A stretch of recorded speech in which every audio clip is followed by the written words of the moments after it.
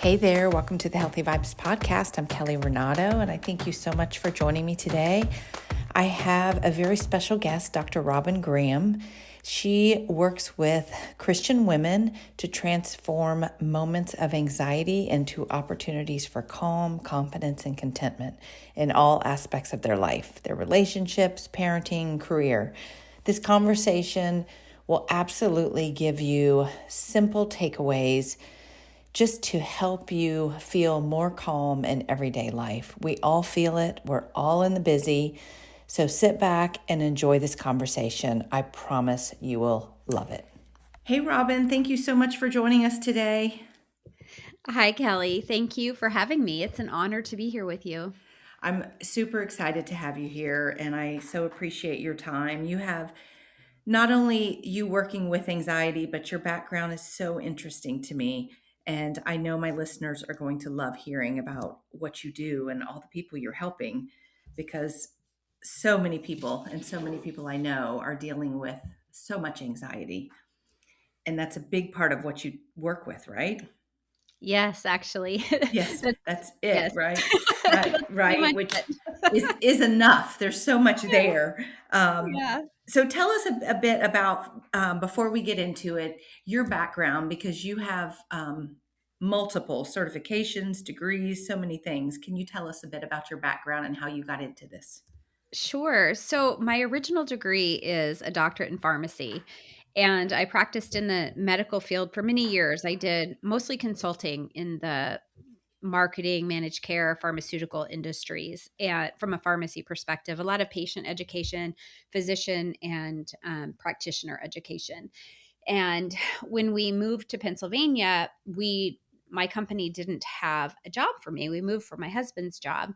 And so that's when I started consulting. So I've been in the realm of entrepreneurship for 25 years now. And it was probably 12 years into that, I started noticing signs and symptoms of anxiety in my oldest son. And I was just said to myself, this has to stop here. This cycle has to stop. I can't have him have the same experiences I had. And so my husband and I talked about it, and he was traveling 50% of the time globally, mostly. And I was traveling some for meetings and symposium and conferences and whatnot. And we were like two ships passing in the night. And so with travel sports, and my daughter at the time was still a toddler, so things were just, our life was crazy. A lot. And it was just too much, really, to be perfectly honest. Even though I wasn't working full time, I was working part time.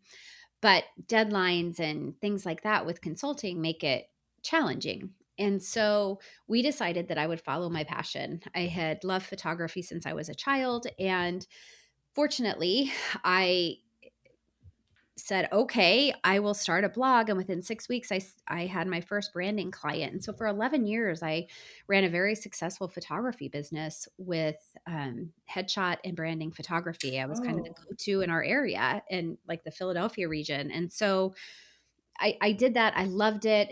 And then in 2022, when I wrote my book and published my book, I realized I had the podcast, I was writing the book, I was then consulting because I had added consulting slash coaching from a business perspective and brand strategy perspective onto the photography clients. And it was too much to do all four at the same time. And so I let the photography go and decided I was going to do the consulting and stick with that. And then at the same time I published the book, I really felt God telling me that he wanted me to do something to help moms and their children around anxiety. And I kind of dug my heels in because I thought I don't have that expertise, despite the fact I had done a ton of work related to psychology and anxiety and depression when I was in the pharmacy world. I just didn't feel equipped, and I thought I have a business, and that sounded really hard, and I didn't want to do it. And forward to the end of 2020 and I couldn't push back anymore. God had said, you're not being obedient, you're resisting, mhm. and this is the space I want you in. And it's crazy how he works, because I had certification opportunities just fall into my lap. And I was then certified at the beginning of this year as a neuroscience coach. And then throughout this entire year, I focused in a program that was a master coach certification on that was trauma informed and a heavy emphasis on relationships and parenting. And so that's where I am sitting right now in this new space of for the past 6 months, I have not had any business coaching clients and have only been focusing on the neuroscience and anxiety coaching, primarily working with moms. And if they're not moms of human children, they are spiritual moms or moms of adult children. And so it's been very interesting to see how God is using this and the transformation, the growth, the healing that is happening, and not only with my clients, but I think he partly called me into this space for additional healing work for myself that I didn't know I needed, that I thought I had done. And so it's been a very interesting, um, empowering, insightful journey. And then last but not least, this year I did kind of go back to my pharmacy roots, and I also have a certification in amino acid therapy for anxiety, Ooh. using amino acids to help with the neurotransmitters and the like the chemicals basically in our brain that help us with decreasing anxiety and overcoming eating disorders, addiction, and all of those kind of things that go hand in hand so frequently with anxiety. So interesting. Do most of your clients, do you feel, need both of what you've learned in those certifications, the neuroscience and the amino acid therapy, or not I necessarily? would say not necessarily. It really depends on the person. It every single person's nervous system is unique as our fingerprints. And so it really depends on the person. It also depends very heavily on their overall health, how they eat, what their gut health is like, what their brain health is like. Um, yeah, so it's very specific to every individual. Because the gut is supposedly so related to anxiety. Is that correct? I feel like I just was listening to something recently about this. It is so interwoven. It's truly mind, body, and spirit that when we talk about anything related to mental health, and that what happens with the gut is a lot of our hormones are produced in our gut. So for example, serotonin, the majority of our serotonin in our body is produced in our gut. So if we don't have a healthy gut, we aren't going to produce the right levels of serotonin. The Which other is, problem with that is if we have problems in our gut, we're not absorbing the food that we need, the nutrients we need, especially the macronutrients like protein, because we need protein in order to and amino acids in order to convert the neurochemicals in our brain. So it's the whole scientific is algorithm needs all of these things, and it needs the gut to be healthy to do all these things. which I love listening to things on the gut brain connection, the gut mind connection. But I know not everyone loves the science behind it. But the so say someone that does have anxiety, like you said, either, I mean, obviously serotonin we know is the happy hormone that makes us feel good, correct? Um, Absolutely. Mhm. but you said if your gut isn't healthy, you could not might not be absorbing the nutrients you need. How would someone know that they're not absorbing the nutrients they need? Could they know that without, speaking with the doctor, or not necessarily? That's a really good question, and a lot of times, even your general practitioners are not going to identify that. Correct. If you are having stomach problems, if your stools are irregular, if your constipation, chronic constipation, or chronic loose stools, one or the other, if you have pain in your abdomen, pain in your belly, if you have a lot of reflux, if you have a lot of or indigestion, yeah, there are symptoms. Even if you're not sleeping well, even if your anxiety levels are high, those could be indications, right? Hmm. Um, it's really knowing your body, and a lot of times people have lived like this with gut abnormalities. For example, if they were on antibiotics for many years, they could have an overgrowth of bacteria, and so we need good bacteria, but the problem is, like, when we shut down the good bacteria, we have an overgrowth of bad bacteria. And so that can impact so much of our overall body health. And so it's a lot of times you don't know until things are really, I don't want to say it a bad state, but like you really don't feel well. And there's just, it seems like there's a lot of different systems involved with why you're not feeling well.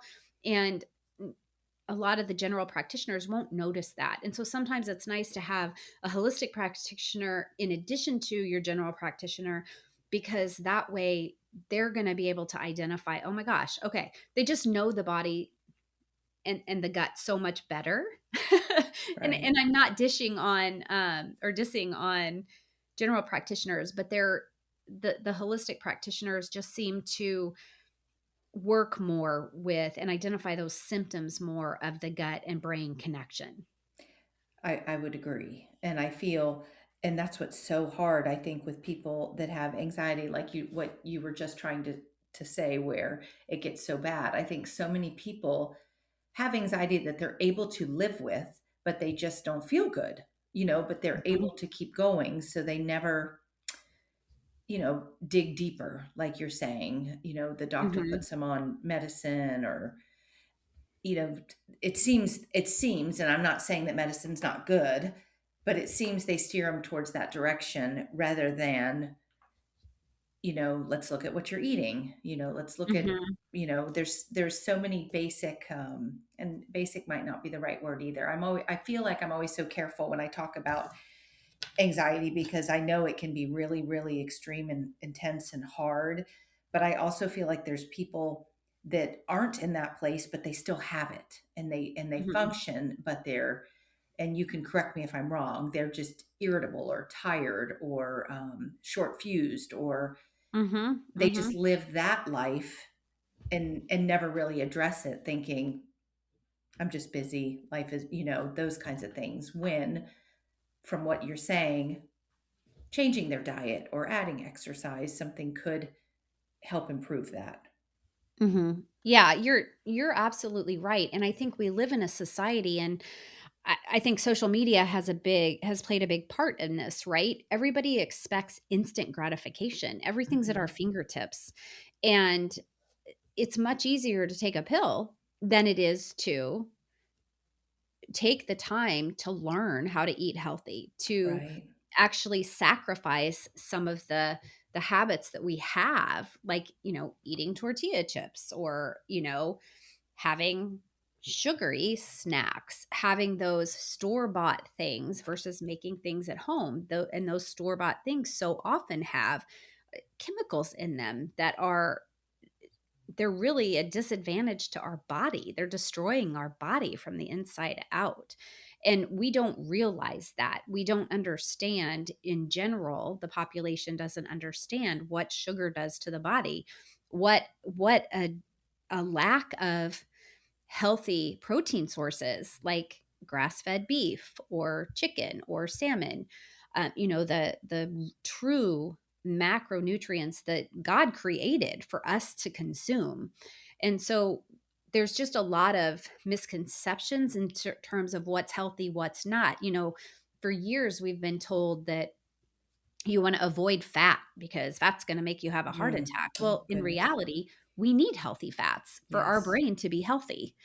And that's how our neurons and everything grow and become healthy. And so it's really this lack of understanding, and we're consuming things that have artificial flavors, artificial colors, artificial sweeteners, all of those things that are altering the the flora of our gut, and then in our gut microbiome, as we say. And all of those things then impact the brain as well. And I tell this story, my son, when he was younger, and I'm a huge M&M fan, like my whole entire life. That's been my favorite candy. Um, and I try not to ever buy them because I'll eat them and I know they're not healthy. However, Right. but my son was, he could not have red and blue M&Ms because he would go crazy, like hyperactivity to the 10th degree. Mm-hmm. And so I saw very early in my kid's life that those dyes and the artificial colors actually impact their behavior. So think about that. If you Mm-hmm. have that for year over year over year over year, no wonder we have an elevation of all of these diagnoses, right? ADHD, anxiety, depression, all of these things, because we're not treating our body the way it was intended to be treated in order to be healthy mind, body, and spirit. I couldn't agree more. And it gets me worked up often when I talk about it because I get so frustrated even when I just go to the store because of what they've put out there for us because most people are not like us that we're interested in it and we want to learn about it and we want to understand because it's a maze to get through what's good for me, what's not good for me at first, because you have all of this stuff in front of you that they've been putting in front of you for years. That I mean, there's Mhm. things just a few years ago I still was buying that I don't buy anymore because, Mhm. you Oh, know, same. Yeah. exactly they package it like it looks healthy, natural, all the words they use. It's Mhm. very frustrating, but I love that point that it was that we have started with that what you eat and what goes in your gut directly affects your brain, your anxiety, and how you feel. I think Mhm. it's so powerful.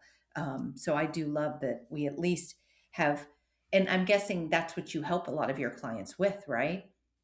Absolutely. It's a And we big take part a of look. it. Yeah, if they're not able to, I mean, it's a combination of things, right? It's really learning how to see what's going on. Like we talk about, you start at the basics, but we start with nervous system regulation as well, because if our nervous system is dysregulated, we're not going to be able to access the prefrontal cortex of our brain, which is our brilliant center where we can make good decisions, make good choices for ourselves, right?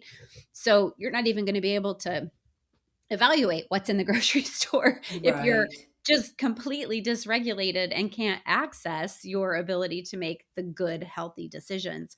And then just increasing that awareness of, okay, what are you putting in your body? Because if we're doing this work, this you can't spend this time and this money as an investment to improve your mental health if you're going to continue to put this stuff in your body that's actually hurting you and damaging you and preventing you from taking the steps you need to move forward. Right. So you that was the next thing I was going to go to, the nervous system regulation that you talk about. So for someone that has no idea what you're talking about, someone new to that, what exactly does that mean for people in their everyday life or how they start to improve that? Sure. So each one of us has a nervous system, right? And we Right. have and we our nervous systems are as unique as our fingerprints. So for every single person, the way to regulate themselves is going to be completely different. Maybe similar, maybe not. But when our nervous system is dysregulated, and you think about, we have the vagus nerve, which goes from basically the base of our skull all the way down to the base of our spine, and then all of these nerves are shooting out off of that, and that's how our brain and our body connect with each other. That's how they communicate. And there are many different components to this. I don't want to get too sciency because that Hmm. would bore people, but in a nutshell, we have all of these nerves coming off and out of our body, and so it's all interconnected. What we need to understand is that it's a two-way street. Our body communicates with our brain, and our brain communicates with our body. Interestingly enough, 80% of that communication goes from the body, the nerves in the body, to the brain, not the brain to the body, like we so often think. Hmm. So when you think about that, our emotions lie in our body. So if we are, and a lot of people, a lot of coaching methods will say, and even therapy, it's, well, let's work on your thoughts. Your thoughts are going to create your results. We need to change your thoughts. But what we really need to look at, because if we're only focusing on thoughts and we're not addressing those emotions that are being harbored in the body, then we're doing a disservice to the person, because we cannot change if we have all of these emotions, and anxiety is an emotion. If we have all this fear, all this doubt, if we have shame, if we have guilt, if we have unforgiveness, if we have all these things in our body creating these negative emotions, of course we're going to have negative thoughts. So we have to look at that as a whole picture. So when we talk about nervous system regulation, we want to go from dysregulation, which is often, I'm sure most of the listeners have heard of fight, flight, freeze, or fawn.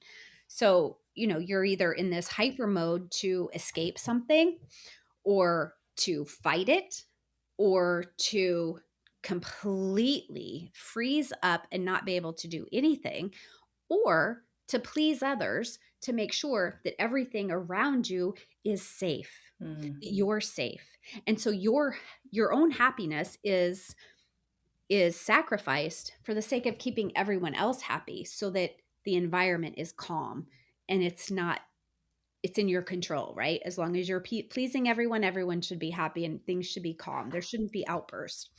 So what happens, and you kind of mentioned this earlier, with anxiety in the nervous system, what happens is a lot of times it's overreacting Hmm. because you don't feel safe. So when we talk about the nervous system and regulating the nervous system, we want to make sure that we feel safe. That's what it's all about, is making sure we feel safe. Our brains are designed to protect us. And so we're going to be on heightened alert, and we're going to be looking for something that is scary or could hurt us. And that's negativity bias. So we all have this. We're all innately gifted with negativity bias. And that is because for generations, our ancestors had to be on high alert to protect themselves. They didn't have houses to protect them. They were out in the wild in nature, whatever. So when you think about how many generations this has gone on, our brains have just developed this need to keep us safe. And that's what happens when you're with the nervous system, is you're trying to keep yourself safe, but your brain cannot differentiate between this is safe, this is not safe, or this is a threat, but it's not a threat to me. So your nervous system is working really hard all the time. But if we can get to a place of regulating ourselves, convincing ourselves, so to Hmm. speak, that we're safe, then we can move in and out of this regulation, dysregulation, with resilience, so that we don't have to spend so much time in dysregulation. And that dysregulation is, like I said, the fight, flight, freeze, fawning, but it's that irritability. It's that snapping when somebody does something, even though it wasn't a Hmm. big deal. They didn't think it was a big deal, but you overreacted, right? Um, Right. the fighting, the yelling, the screaming, the things that go on when an anxious person is just on high alert constantly. And I think that that is so many of us, I can relate to that because I feel like most of the time I can be pretty calm and even keel, but I can tell like this time of year is a perfect example. Or when a lot's Mhm. happening. I mean, I walked into a store 2 days ago and there was so many people, there was so much stuff, there was like alarms going off and music. And I was like, I got to get out of here. I was like, this is not where I need to be right now. And I could just feel it. And I just think Mhm. what you just said about overreacting, irritability, I think it's all of those things that people just, it becomes their life and they Mhm. don't, and they've never been, a lot of people have been diagnosed with anxiety, or a lot of people, they say they have it. But then there's this whole bunch of people that I think don't even think about it, but they have it because they're living in that tense state and just Mhm. dealing with it. They don't want Mhm. to think that there's anything wrong when all of what you're saying, the perfectionism you talk about, the people pleasing, the need to control, um, I can see how common that is, especially with moms, Mhm. kids, Mhm. marriages, all of it. Mhm. Yeah, And and it's not anyone's fault. I just want to emphasize that. yes. It's no one's fault that you have anxiety. It's no one's fault that your nervous system is in a state of dysregulation. However, it is our choice to stay stuck in that state, or to do the work, to take action and take steps to change it. And we have free will. We are given free will. So we get the opportunity to choose. It's what we choose to do in those circumstances. And I can tell you, so and you probably know, Kelly, epigenetics, but If your grandmother, when your mother was in her womb, had experienced a trauma or had something, that really triggered her nervous system, the egg that made you was already in your mother. So your grandmother has this trauma happen, that's going to impact your mother's nervous system, which is going to impact your nervous system all the way back then and before you were even thought of. But then if you're in your mother's womb and something happens to your mother, and I use the example all the time, my mother was a teen mom, and she had a mom that was hot and cold, very emotionally, I'll say, unstable. And so, my mother was not, she didn't have a calm nervous system by any stretch. We basically grew up together. And so my nervous system was triggered way back when it was being formed. So this is not something necessarily that happens to you when you're an adult. This is something that is part of who you are and how your nervous system has been formed. And a lot of us just, we have our environmental factors, we have the epigenetics, and we have genetics. And so when all three are thrown at you, it's almost like you're just constantly trying to survive. You're constantly trying to keep peace. You're constantly Exactly. trying to protect yourself. And so the longer we do that, the more our nervous system is just on fire. And that is the overreaction. And so it's really important to recognize that this is not a matter of judgment. It's not a matter of blame. It's not a matter of shame. It's a matter of these things happened. And so now you get to look at this and say, okay, this happened, but I'm not stuck here for the rest of my life. I can choose to learn how to regulate myself. And sometimes those regulation tools and techniques can become so soothing and so easy that it doesn't take a ton of time. But it's a matter of awareness. We have to be aware in order to connect with ourselves to understand what's going on. And and for them to know, I feel like for moms to know, it's and women or everyone really, it is possible to feel better. That's what I always tell people. It's possible. It's just one step at a time. And I feel like in today's world we're also overstimulated. So even if we have this in today's world, we are being, the notifications, the dings, the social media, there's just so much coming at us, um, that makes it so much worse, and it's hard to get away from it. But so people that are listening, women that are listening that feel all of these things, what would you say is a first practical shift that they can make to try to start feeling, just a little bit different? Sure. So Kelly, I want to kind of tag on to what you said, and I think we hear so many mixed messages online too. So one of the first things you can do is stop spending so much time scrolling on social media. Yes. And I know that kind of sounds apropos, but it truly is important because our mind, anything that goes into our eyes and our ears is going to impact the neural pathways in our brain. And the more we see these things, the more those neural pathways are going to be ingrained. You Hmm. think of a truck driving through the mud and the tire tracks, right? They get deeper and deeper and deeper if that truck is stuck. And that's what happens in our mind and our brain. And so it's really important for us to be aware of what we're consuming and aware of any type of activator, anything that is going to stimulate a negative reaction. So the first thing, and this sounds probably remedial to a lot of people because I know we've all heard, oh, count to 10 before you respond. But the reality is most of us don't do that. No. So I call it the holy pause, where we pause and we can, say a prayer like, okay, God, I just need your help right now. I'm about to lose it. Ask the Holy Spirit. Just say, listen, Holy Spirit, help me, calm my heart, quiet my mind so that I can think, I can approach this in a positive way. I think in parenting, we often, especially, a lot of my clients come to me because their child has anxiety and the child is overreacting and thinking, oh my gosh, I'm going to fail this, or I can't do this. I'm never going to make the team. I'm never going to get to go to college. And, they spiral, spiral, spiral. and Could the parents are never. like, "Oh my gosh, not again. I can't do this one more time. I'm gonna lose my mind." And then they scream at their kid, and then it's just this yelling match, right? Right. "Why are you like this? Why are you doing this?" And everybody feels Yes. like they're being victimized.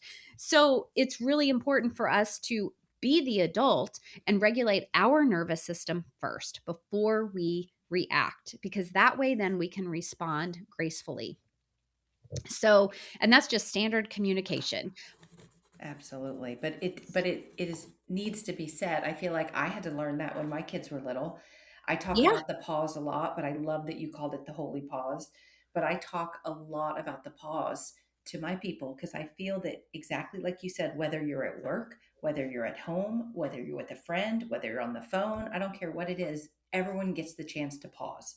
Mhm. We Yeah. feel it's that like, well, why haven't you responded? Why aren't you calling him back? And I learned when my kids were little, I feel like it was extremely hard. And I still remember the coming for my own self of learning how to pause, turning my phone off, not responding, stop scrolling social media, all of those things we all just did because it was there Mhm. and nobody felt that they could just say no. I'll respond when I'm able to. I'm in the middle of something, and I feel that it is so good for us as parents to teach our kids these things because they're growing up in this world that we didn't grow up in, Yeah, and they think they have absolutely. to, right? They think they have to Yeah. respond and scroll and see what's going on, and they don't. Yeah. And I'm sure a lot of people are listening to this and saying, "Yeah, right. You I don't know my know. life. I don't have time to pause. I'm always on the go." Well, if you don't have time to pause, do you have time to breathe? Because breath is another thing, right? Hmm. But it's breath through the nose, and I'm sure you teach your people this as well. When we think of how God created Adam, what did he do? He breathed through his nostrils. So when we breathe, if we can breathe through our nose, hold that breath, and then exhale, but exhale longer. It's in that exhale that regulates our nervous system. Create a playlist of music that relaxes you.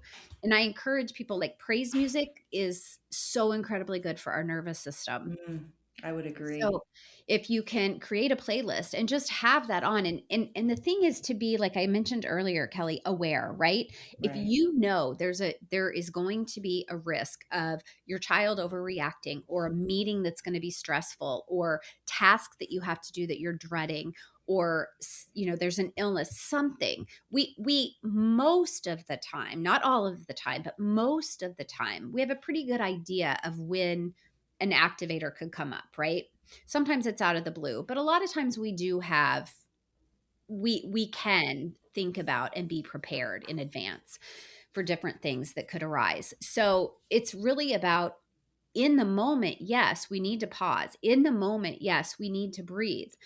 We also need to prepare ourselves in the off times. And when we do that, when we build resilience by practicing gratitude, by journaling, by tapping into our creativity, by practicing breath work on a daily basis, by being in relationship and having true emotional connection with other people and God, when we have a prayer life, all of those things are going to help us keep our nervous system in a state of regulation. So then, when it does have to be dysregulated because something's happening, it's not going to such an extreme where we might be yelling, screaming, or saying something that could hurt someone or hurt ourselves. We can quickly evaluate, do the pause, and then come back into regulation. So you can see where that resilience, just doing these things on a regular basis, is absolutely key, because we're all going to have those moments where we're activated, and it could come out of the blue. And it could just be because we're stressed, and all of a sudden, somebody's rude to us at the grocery store, or a car hits us on the street. We have a choice of how we're going to handle those situations. But the more we have trained our nervous system and trained our mind to be calm, and to be able to pause before we react, so that we can respond gracefully, that's where we're going to be able to have the best results.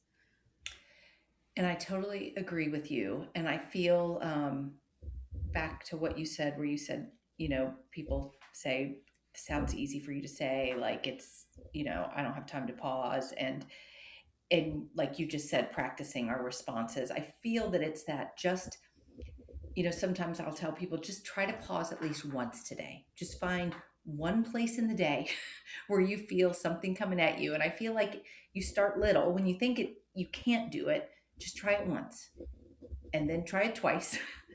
And little by little, like now I pause so much. I didn't used to. Now I'm not perfect at it. Sometimes I definitely overreact still, but I don't overreact as much as I used to. Like I've improved a lot.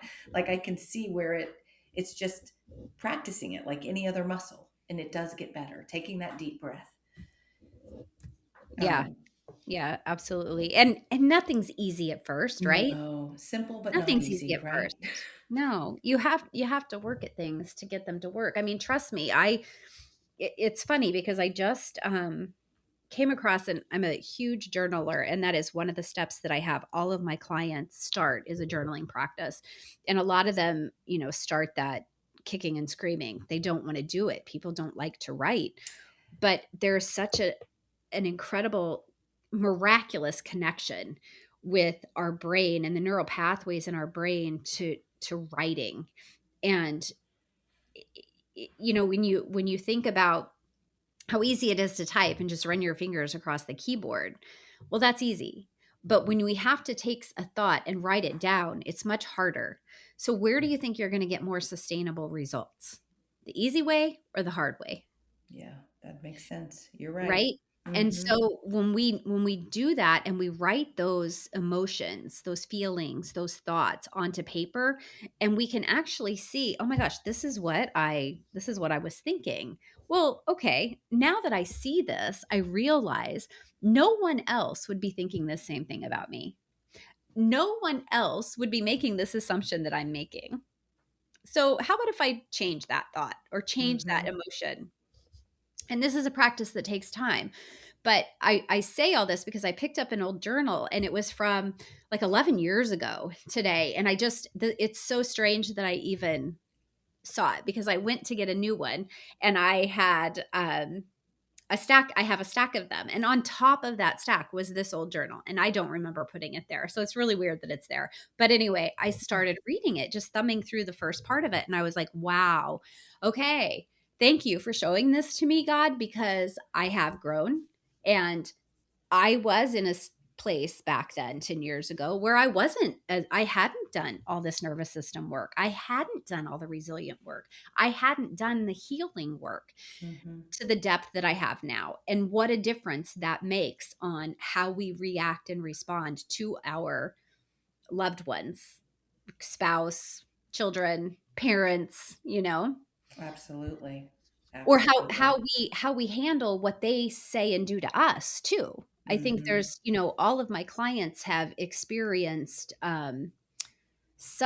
some form of either emotional neglect or trauma or dysfunction in their family unit as a child or teen, and those things all stay with them because we have this tendency to be like, well, I've heard of little t trauma and big T trauma. I only had little t trauma, so it's not worth addressing.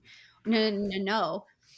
If you perceive something in your life as having been trauma, it is trauma and it impacted your nervous system and how you see life now. And so we have to address those things in order to heal and make the changes that need to be made for us to be the better parent that we want to be for our children. Well, that's exactly it. I feel that that's when I went through, I guess, my awakening when my kids were little. That's what it was. I wanted to be a better parent, a better person. I wanted to be a better example for them. And I was definitely overreacting, and I felt like I was a little bit all over the place. But journaling was a big part of me coming out of it too. I love that you're saying all these things. I feel like you've been there on my shoulder telling me as I was going along. Um, Oh, that's funny. um, but you also say that you use both neuroscience and scripture in your coaching. And Mhm. I would love to hear, can you give us an example of how those two come together? Sure. So it's funny because when we think about the Bible, it's so old, right? But there's Hmm. so much wisdom there, and science is just catching up to scripture. For years and years and years, God has been talking, or the prophets, or the people who wrote the Bible that were inspired by the Holy Spirit to write, they've been talking about anxiety, and they've been talking about transforming the mind. Hmm. We have verse after verse that tells our identity in Christ, and we have verse after verse that shares God's character. And so when we are in a state of anxiety, or when we have had emotional trauma or any other trauma, what are we believing about ourselves? Oftentimes we're believing that we're not worthy, or there's something wrong with us. We're too broken. We can't be fixed. We're not loved. We're inundated with shame, and shame leads to those thoughts of I'm unlovable. Hmm. But what does the Bible say about you? And so a lot of times we start with that work of, what is your identity in Christ? What does he say about you? And we pull verses, and we talk about the character of God, and if you are doubting that this healing is possible for you, if you are doubting that your child can be healed from anxiety or overcome anxiety and go away to college, because a lot of parents see their children struggling with anxiety, they lose hope. They think, oh my gosh, this kid's going to be living with me for the rest of my life. And Hmm. so, and that may sound extreme, but there are a lot of kids who have that level of anxiety today.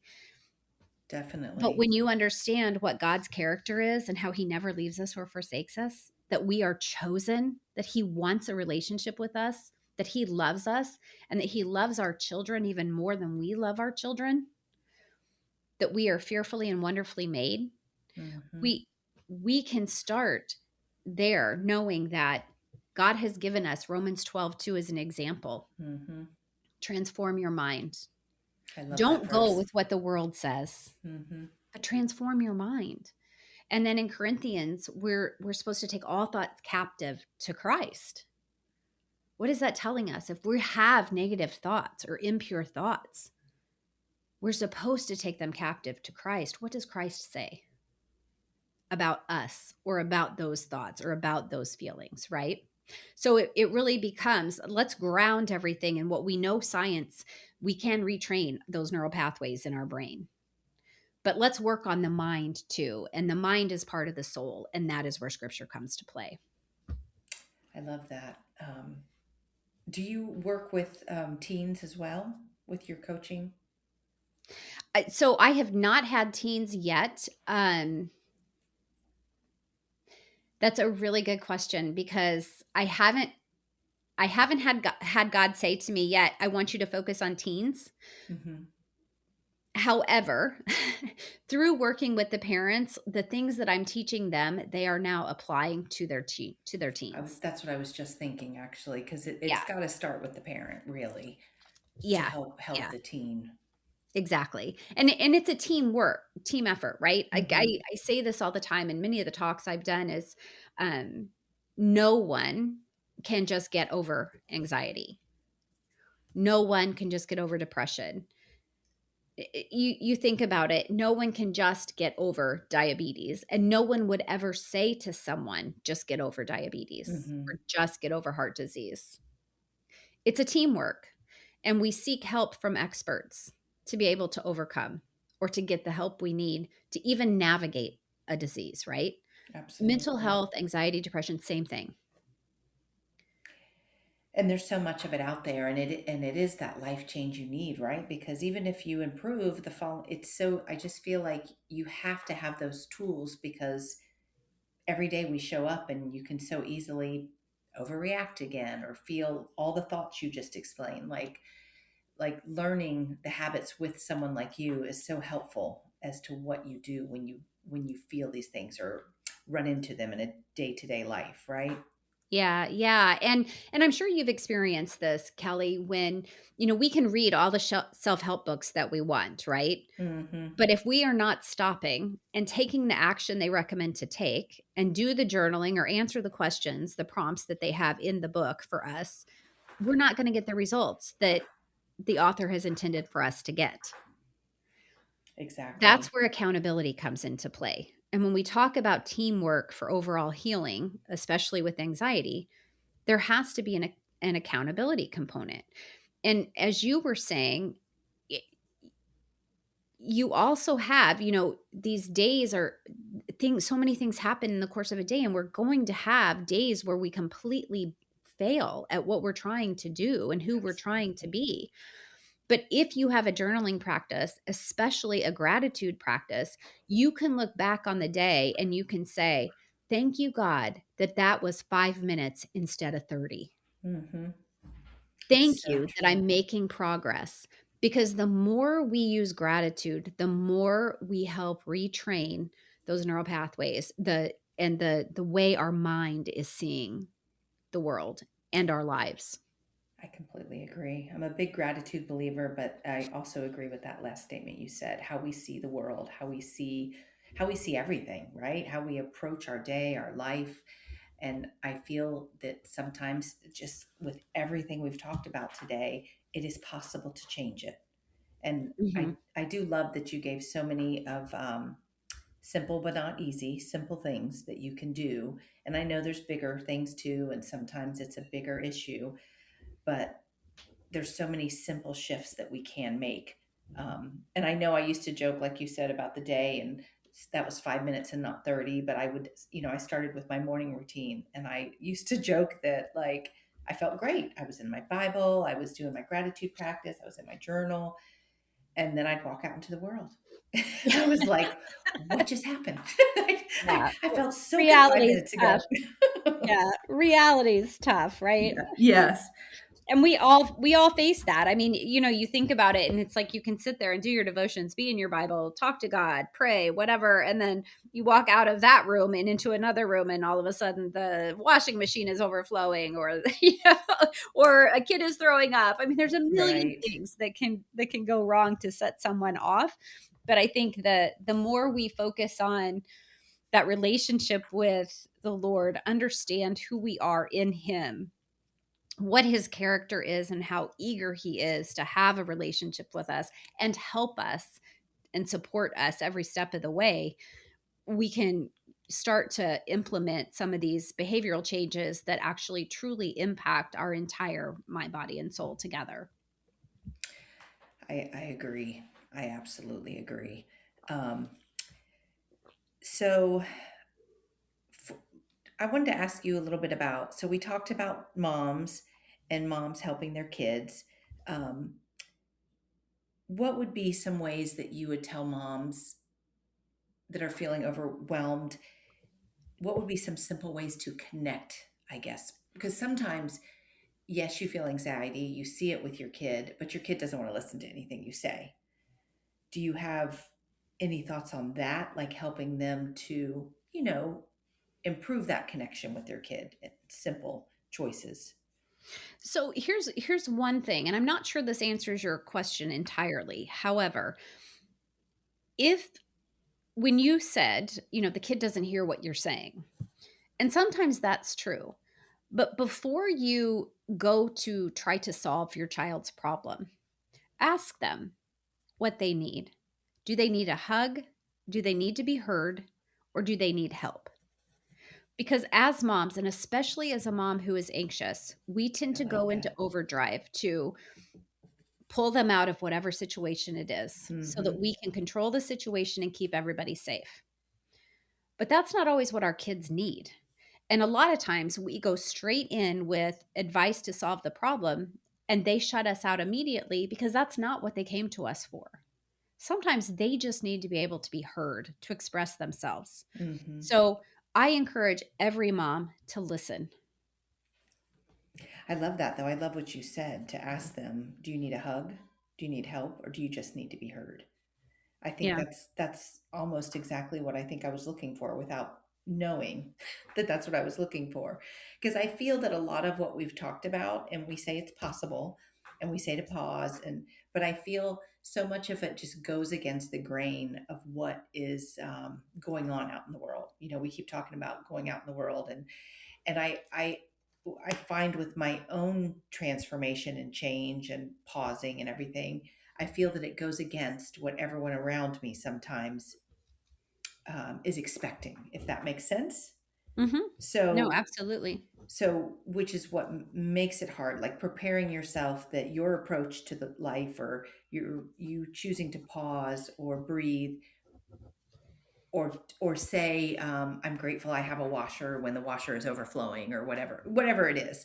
Like you choose you make that choice that other people are not expecting.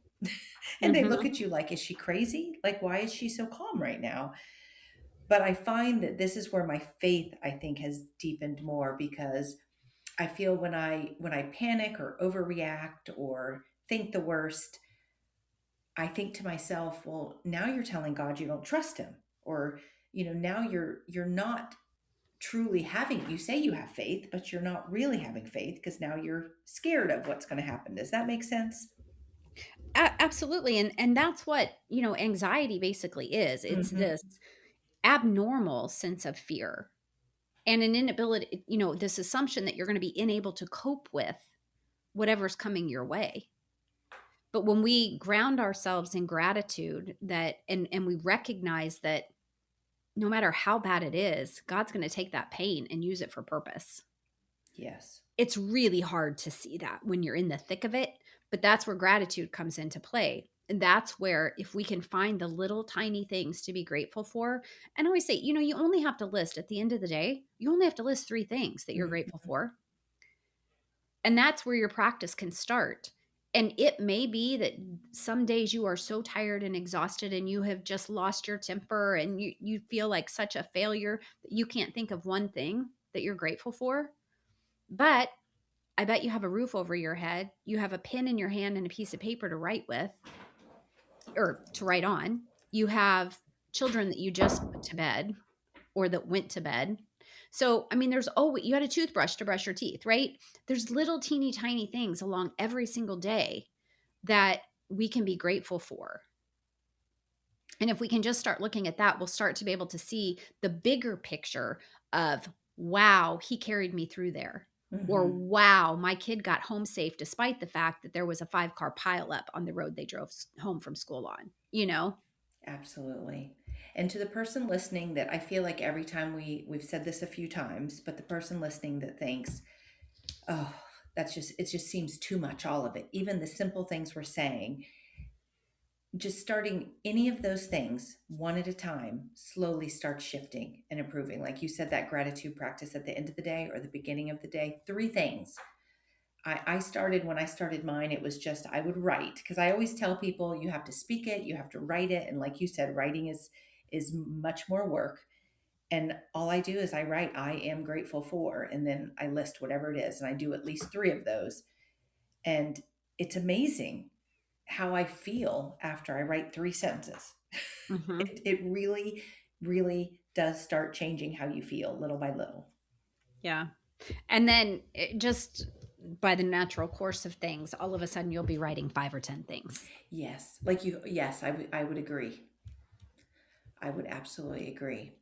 Um, well, I feel like we could keep going in so many different directions, and you've given us so much good stuff.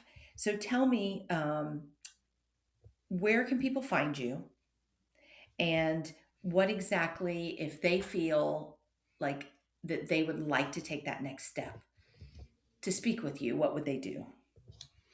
The best way to find me and connect with me is on my website. You can find my podcast there, The Robyn Graham Show. You can find my book, You, Me, and Anxiety: Take Action Over Anxiety to Enjoy Being You. And you can find my contact information there. You can just send me a note. So, and I always say, if anyone learns something from this episode, please reach out to me by email. I love hearing from people. And if you have questions, reach out to me. I offer a free discovery call. So if you're curious about what coaching is taking you from the present to the future to help you reach your goals, to help you be who you've always dreamt of being, but have felt stuck not being. And I just encourage anyone who feels like they're at that point where enough is enough. I can't live like this anymore. It's too frustrating, overwhelming, and I don't feel good anymore. I want to make a change. Reach out. Or if your child is struggling, reach out. Honestly, I just love to connect with people and would love to know what they thought about the episode too. So anybody's welcome to email me through my website, therobyngraham.com. I love that. And I will put all of that in the show notes. And I feel that some people, maybe I go back to that. Your life is fine, everything's good, you have a lot to be grateful for, but you still feel that little bit of whatever it is that's you just don't feel as good as you can feel. And I think you probably work with, I would think, a lot of people like that too, right? They might not be Mhm. like seeing a doctor for anxiety or, you know, severe anxiety. Maybe they just, it's almost like someone to talk to, right? And help you get through Mhm. whatever you're experiencing. Yeah, and if you think about therapy, a lot of people have gone to therapy. And therapy takes you from the past to the present.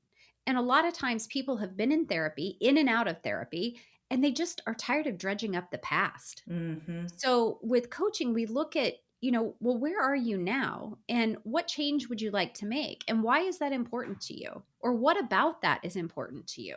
And if you make that change, what's going to happen with your family?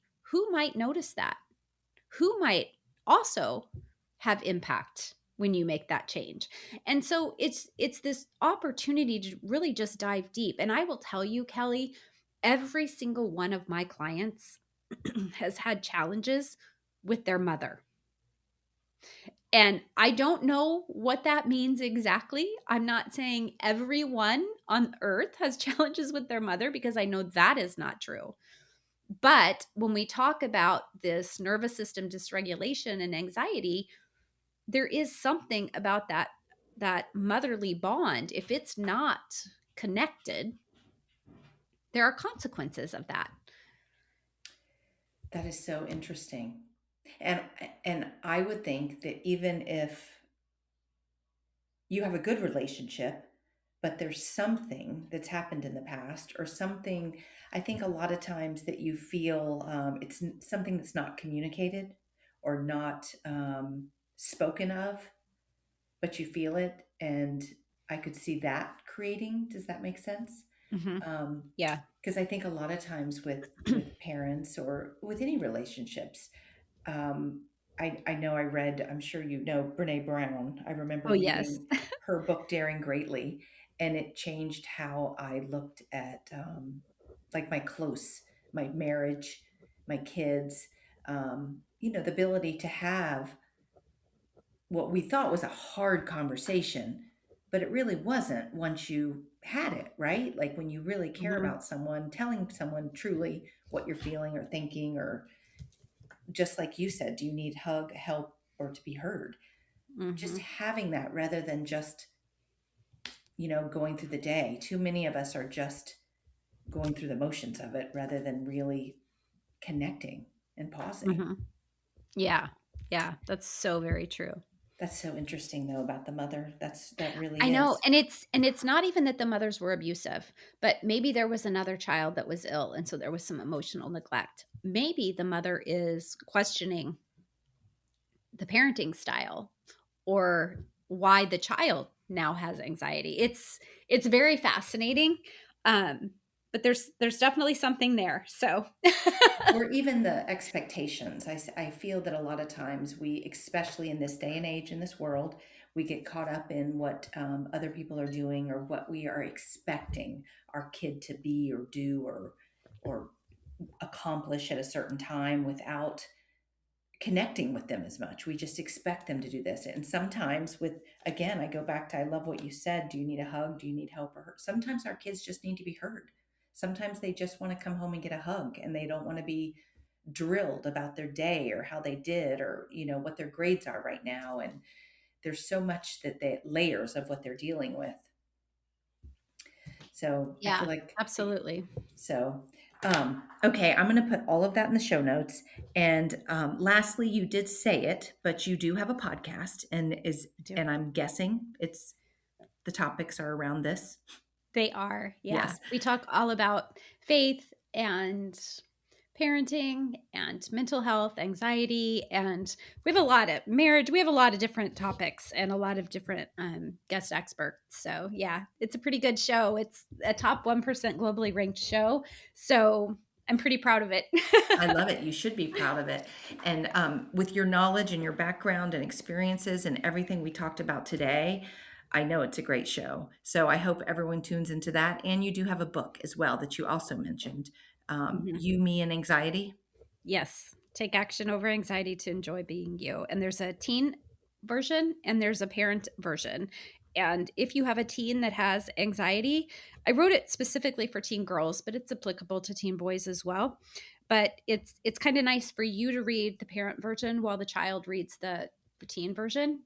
The Okay. reason being the chapters are identical, and then the parent book just has an extra section for parents where Okay. I go a little bit deeper into my own experiences as a child and then also as a parent. So it's quite helpful. Wonderful. Well, I'm going to put all of those in the show notes. And I appreciate, Robin. I feel like I've taken more than enough of your time. And I just thank you so much for sharing it with us and sharing all of your expertise and knowledge with our listeners today. Well, it was an honor, and like I said before, Kelly, I want to help as many people as I can because if the moms get the help that they need, even if they may not even see it as help they need, but if their child needs help, chances are the mom needs help. But when we as moms invest in ourselves to do this transformational work, we change the trajectory of our child's lives for generations to come. Mhm. So true. So true. Well, I love that you ended on that. And I hope that whoever's listening will reach out to you if they want to get some more information. There's so many ways that they can start with your podcast, grab your book, and then possibly schedule a time with you to talk. Because I think there's many of us as moms and people out here in the world that can use that for sure, just to help us navigate day to day. So Yeah, thank you. absolutely. Thank you, Thank you, Kelly. Thank Robin. you.